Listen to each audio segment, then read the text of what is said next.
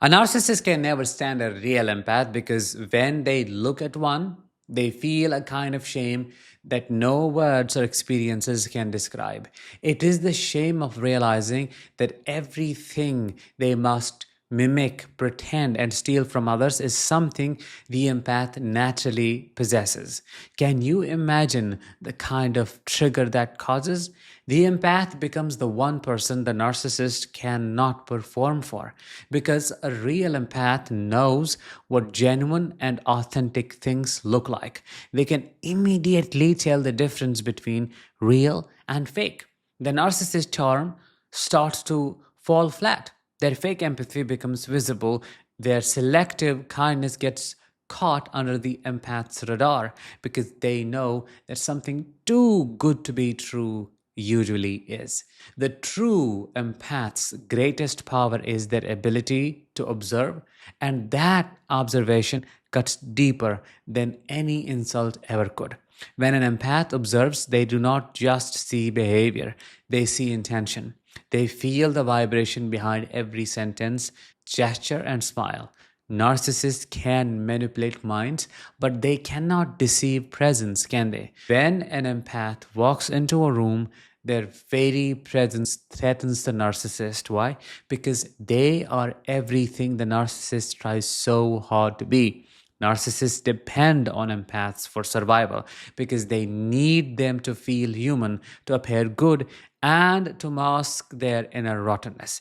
But unlike them, empaths do not need to put other people down to feel powerful or to find joy in another person's misery to feel alive.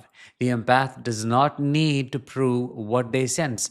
They do not need to win, to argue, or to be understood by everybody. They're not playing the same game anymore. Their validation comes from alignment, from knowing who they are when no one is watching. That is the one thing a narcissist can never touch.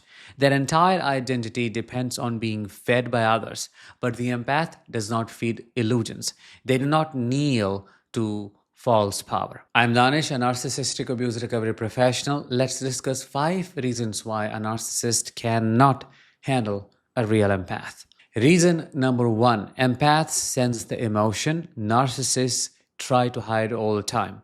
A narcissist's entire life depends on faking and pretending to be someone they're not. Deep inside, they know they are losers who have nothing of their own to succeed in this world, not even something as simple as a real smile to connect with another human being. So they have to learn everything from those who have what they lack, and that is why they cannot stand empaths. Empaths remind them of how fraudulent they are, how even with money, family, and wealth, they remain miserable. Think about it. If someone has to learn how to act human from another person through mirroring, how could they even fool a awakened empath? An awakened empath senses fake smiles and rehearsed tones. They do not listen to words, they listen to frequency, to energy. They feel what the narcissist tries to bury deep down. When an empath walks into the room, the narcissist's entire emotional disguise begins to leak. The empath does not need proof or confession. They can feel the lie in their body. That is what terrifies the narcissist, being felt through. It is spiritual X-ray vision. The narcissist may manipulate minds, but not energy. And the empath lives in the language of energy, which brings us to reason number 2. Empaths do not compete, they purely reflect. To a narcissist, life is hierarchy.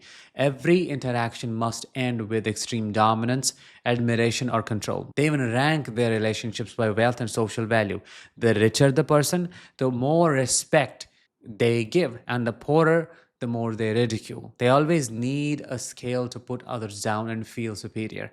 Even in everyday conversation, they must prove their point, stay one step ahead, and never allow genuine connection. But empaths do not play that game. When a narcissist attacks, an awakened empath's calmness reflects their insecurity back at them.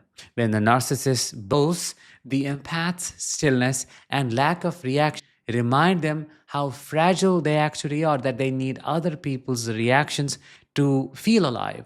Because the empath does not respond, the narcissist's illusion of superiority collapses.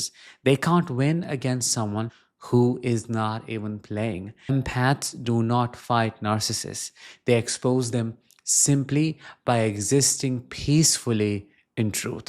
Number three, empaths carry the one thing the narcissist sold. Can you guess what that is? A soul. What if I told you that a narcissist has already sold their soul to the devil? That they are soulless beings, which is why no matter how much harm they cause, they do not feel even an ounce of guilt. The narcissist traded authenticity for image. The empath is authenticity. That is why the narcissist oscillates between worship and hatred. They see in the empath what they destroyed within themselves. It's not jealousy, it is spiritual grief, the pain of having traded their soul for control. When they look at the empath, they're staring at a living version of everything they once had: innocence, warmth, and humanity.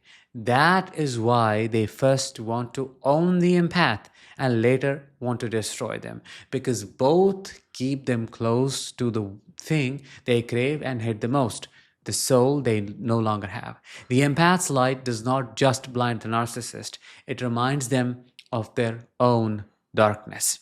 Number four, empaths turn their energy into super strong boundaries. What if I told you that you are the narcissist living karma without doing a thing? That is how God sends empaths into the narcissist's life to show them what real love, joy, and authenticity look like. That doesn't make you a sacrificial goat.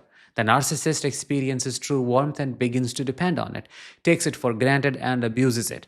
Then, when God removes the empath, he also removes everything that felt alive in their world. No matter who comes next, they never find that same energy ever again. That is their punishment. That is their karma. In the beginning, a narcissist feeds on an empath's kindness, but once that same energy turns into discernment, it becomes deadly. An empath who learns to regulate their nervous system becomes untouchable. Their calm becomes a wall no manipulation can climb. The narcissist cannot operate in an energy that does not react. It is like trying to start a fire in the rain. When an empath stops explaining themselves, they become spiritually bulletproof. Reason number five and the last one, empaths force them to face themselves. The ultimate reason. Empaths are the narcissist's mirror, not the flattering kind, but the true one. Every projection, manipulation, and lie, all of it bounces back. The empath's energy makes the narcissist's fake self impossible to maintain. That's why they devalue, discard, and smear so violently. They are not escaping the empath. They're not escaping you, they're escaping the truth that is reflected back at them. The empath's existence itself is a confrontation. The narcissist cannot survive because it reveals something devastating, that they never truly existed at all. And the truth be told, every single day they spend with you is a day spent in hell. Why? Because they get triggered all the time through your presence, which is also the reason why your presence bothers them so much. And they want chaos, they want to fight you. Why do they sleep deprive? They want to bring you down. It's a spiritual warfare. And that's why I did a recent workshop on how to spiritually detach from a narcissist. I'll be doing a lot more workshops, which I will include for free in my membership program, the doors to which I will be opening very soon.